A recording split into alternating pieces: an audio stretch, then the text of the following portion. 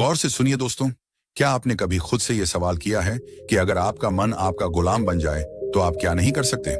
क्या आपने कभी महसूस किया है कि आपकी जिंदगी में सबसे बड़ी लड़ाई बाहर की दुनिया से नहीं, आपके अपने मन से है? सुबह उठने का मन नहीं करता, कुछ नया सीखने का मन नहीं करता, खनौइस बुरी आदतें छोड़ने का मन नहीं करता, गुस्सा आ जाता है, मन भटक जाता है, काम का मन नहीं करता और फिर दिन के अंत में पछतावा होता है कि आज भी खुद से हार गया।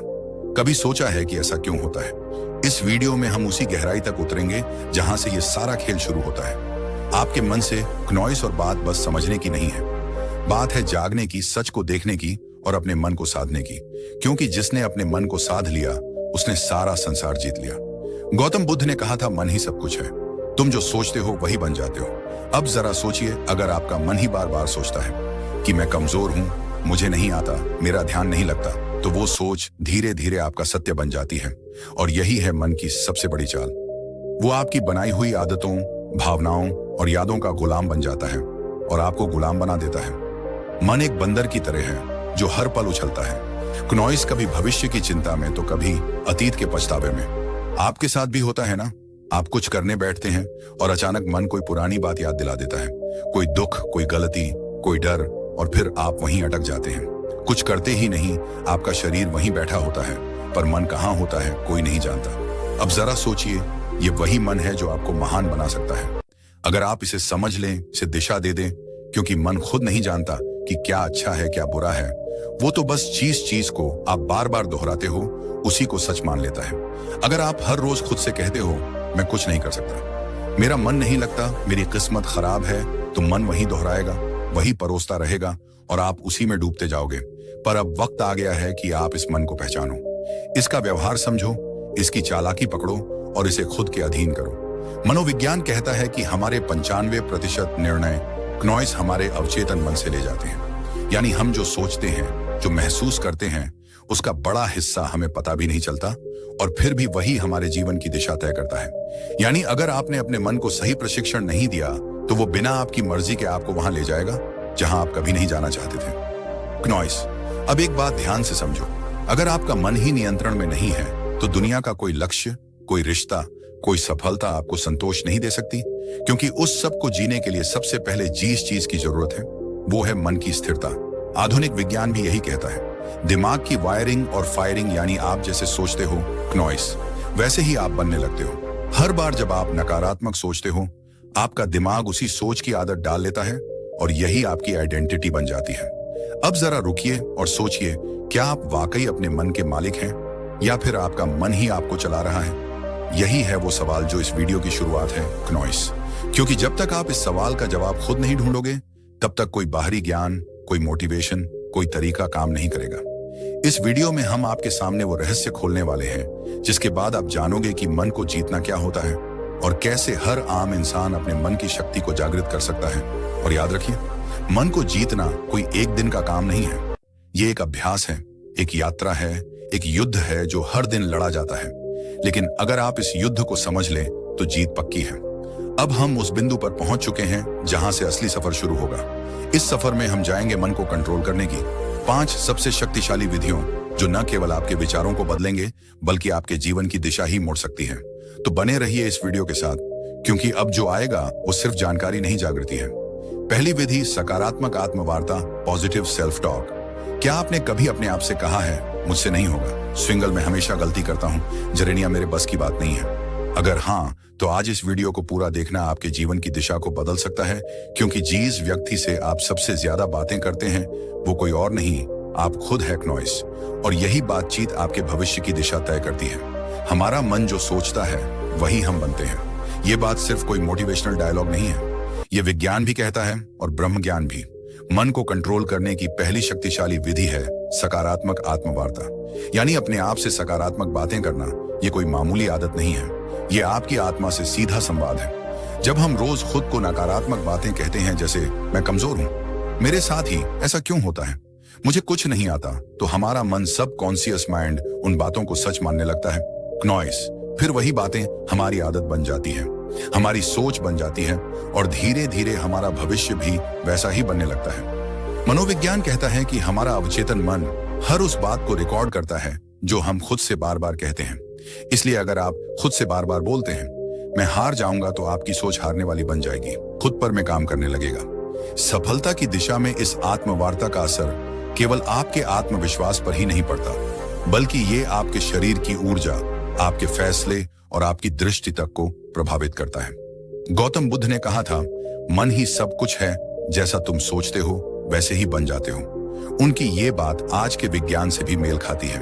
पॉजिटिव सेल्फ टॉक हमारे न्यूरॉन्स को नए रास्ते बनाने पर मजबूर करती है। यानी जब आप बार बार खुद से अच्छा बोलते हैं तो आपका दिमाग नई संभावनाओं के लिए खुलने लगता है। अब सवाल उठता है, ये सकारात्मक आत्मवार्ता करनी कैसे है? सबसे पहले हर सुबह उठते ही अपने आप से एक बात जरूर कहिए, मैं आज पहले से बेहतर हूं और हर दिन आगे बढ़ रहा हूं। क्नॉइस, ये छोटे छोटे वाक्य आपके दिन की दशा तय करते हैं।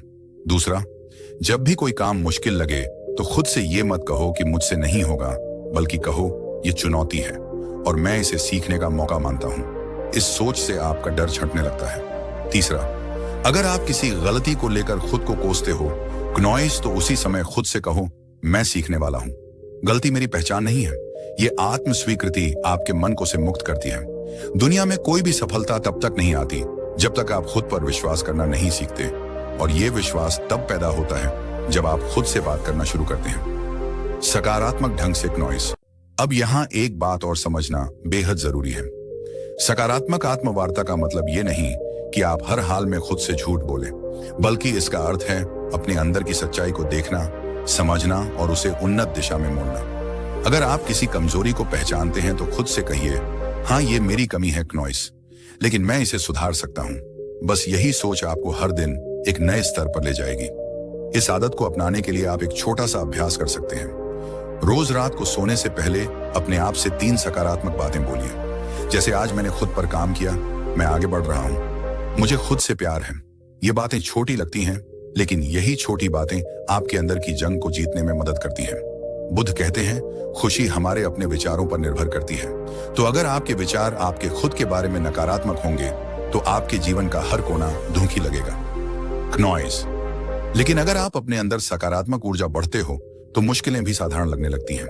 अब ध्यान दीजिए, ये तो सिर्फ पहली विधि थी मन को नियंत्रित करने की शुरुआत। इस यात्रा में आगे और भी गहराई है, और अब हम प्रवेश करेंगे दूसरी विधि में, जो आपके मन को स्थिरता और गहराई प्रदान करेगी, ताकि आप ना केवल सोचें सकारात्मक, बल्कि महसूस करें आत्मिक शक्ति।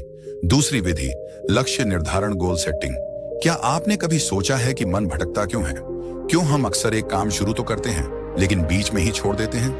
क्यों हमारा मन कभी अतीत की यादों में उलझा रहता है, क्नॉइस, तो कभी भविष्य की चिंता में खोया रहता है? इसके पीछे एक गहरी वजह है, अस्पष्टता।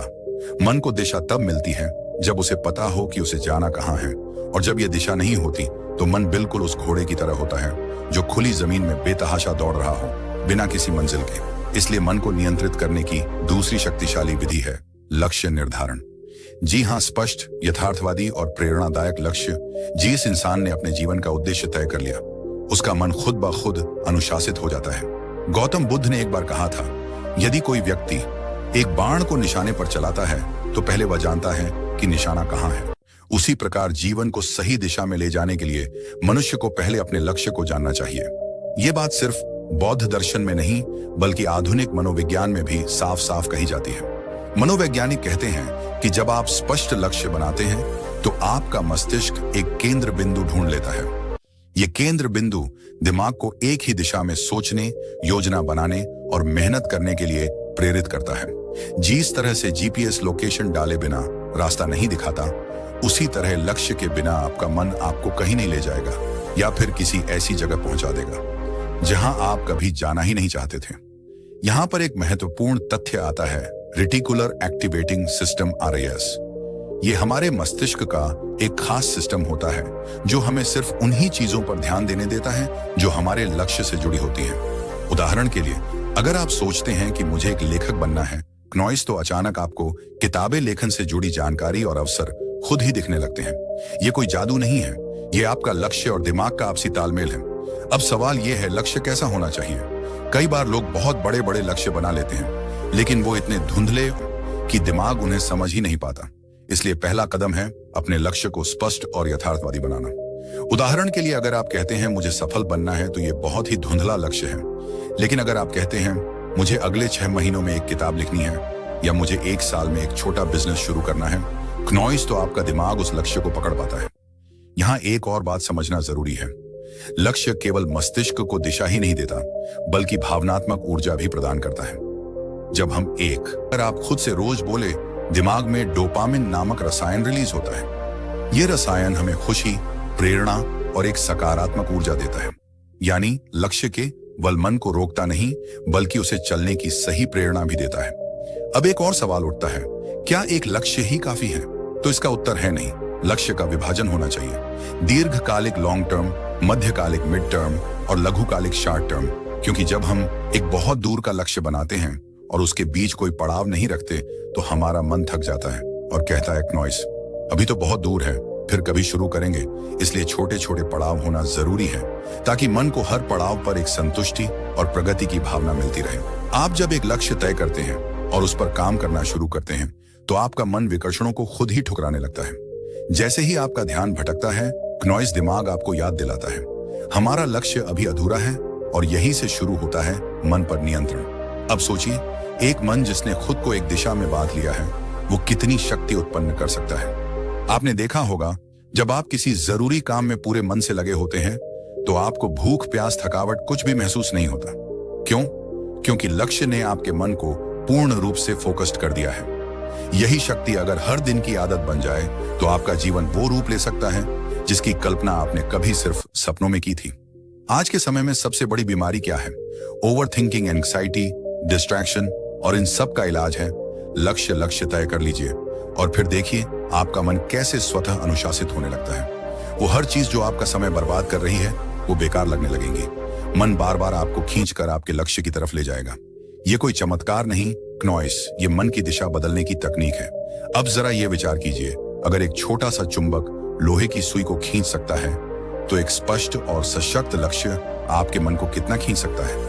मन जो अभी तक इधर उधर भागता फिर रहा था, वह धीरे धीरे उस चुंबक यानी लक्ष्य की ओर आकर्षित होने लगेगा। गौतम बुद्ध ने कहा था, मन अत्यंत चंचल है, लेकिन यदि उसे साध लिया जाए तो वह आपके सबसे बड़े शत्रु को भी मित्र बना सकता है। इस साधना का पहला चरण था आत्मवार्ता और दूसरा लक्ष्य निर्धारण। ये दोनों विधियों मिलकर आपके मन को भीतर से पुनः प्रशिक्षित करती हैं। क्नॉइस ये उसे एक नए रास्ते पर चलाना सिखाती है, जहां दिशा है, उत्साह है और स्पष्टता है। तो अगर आप चाहते हैं कि आपका मन आपकी बात माने, तो सबसे पहले आप उसे बताइए कि कहां जाना है। फिर देखिए कैसे वो रास्ता खुद बनाने लगता है। और यही से शुरू होती है वास्तविक आत्मशक्ति की यात्रा। क्नॉइस दोस्तों, क्या आप जानते हैं कि हमारा मन सबसे अधिक बेचैन तब होता है जब हमारे पास समय की कोई योजना नहीं होती, जब हम हर काम को टालते जाते हैं, जब दिन रात सिर्फ भाग दौड़ बनकर रह जाते हैं, लेकिन फिर भी मन शांति को नहीं छू पाता। तब असल में दिक्कत समय की नहीं होती, बल्कि उस समय के प्रबंधन की होती है। और यहीं से शुरू होती है मन को काबू में रखने की तीसरी शक्तिशाली विधि, समय प्रबंधन। आज हम जिस दुनिया में जी रहे हैं, वहां व्यस्त रहना एक ट्रेंड बन गया है, लेकिन व्यस्त होना और व्यस्तता का प्रबंधन कर पाना, ये दोनों एक जैसी चीजें नहीं हैं।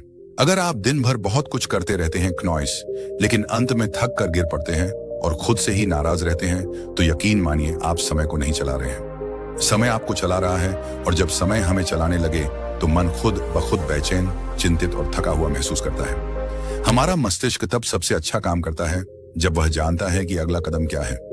मन को दिशा चाहिए, स्पष्टता चाहिए, और वह स्पष्टता आती है अच्छे समय प्रबंधन से। जब आप हर काम के लिए एक उचित समय निर्धारित कर देते हैं, जब आप जानते हैं कि किस काम को कब करना है, तो आपका मन खुद ब खुद शांत रहता है, क्योंकि उसे पता है अब कुछ भी अनियंत्रित नहीं है। समय प्रबंधन केवल घड़ी की सुइयों को देखने का नाम नहीं है। यह एक विज्ञान है, एक कला है और साथ ही एक साधना है। अगर आपने इसे साध लिया, तो आप केवल अपने दिन को नहीं, अपने जीवन को, अपने भाग्य को और अपने मन को भी साथ लेंगे। आधुनिक मनोविज्ञान कहता है कि जब हम अपने दिन की योजना बनाते हैं, क्नॉइस, और उसे फॉलो करते हैं, तो हमारा ब्रेन नामक एक रसायन छोड़ता है जो हमें संतुष्टि और ऊर्जा का एहसास कराता है। ये वही रसायन है जो तब निकलता है जब हम कोई उपलब्धि प्राप्त करते हैं। यानी यदि आप हर सुबह अपनी दिनचर्या तय कर लेते हैं और दिन के अंत में उस पर टिके रहते हैं। क्नॉइस तो आपका मस्तिष्क आपको एक सफल व्यक्ति की अनुभूति देता है, जिससे आत्मविश्वास बढ़ता है, चिंता घटती है और मन शांत होता है। अब बात करें ब्रह्म ज्ञान की, तो हमारे प्राचीन ग्रंथों में भी समय को सबसे बड़ा गुरु माना गया है। वेदों में कहा गया है, कालो ही परमम बलम, अर्थात समय ही सबसे शक्ति है। जो इस शक्ति के साथ चलना सीख लेता है, उसके लिए कोई भी लक्ष्य असंभव नहीं रह जाता। अगर आपको यह वीडियो पसंद आया हो, अगर आपको इससे कुछ सीखने को मिला हो, अगर इन बातों ने आपके मन को छुआ हो, तो कृपया इस वीडियो को लाइक करें, अपने दोस्तों और परिवार के साथ शेयर करें और हमारे YouTube चैनल को सब्सक्राइब करें।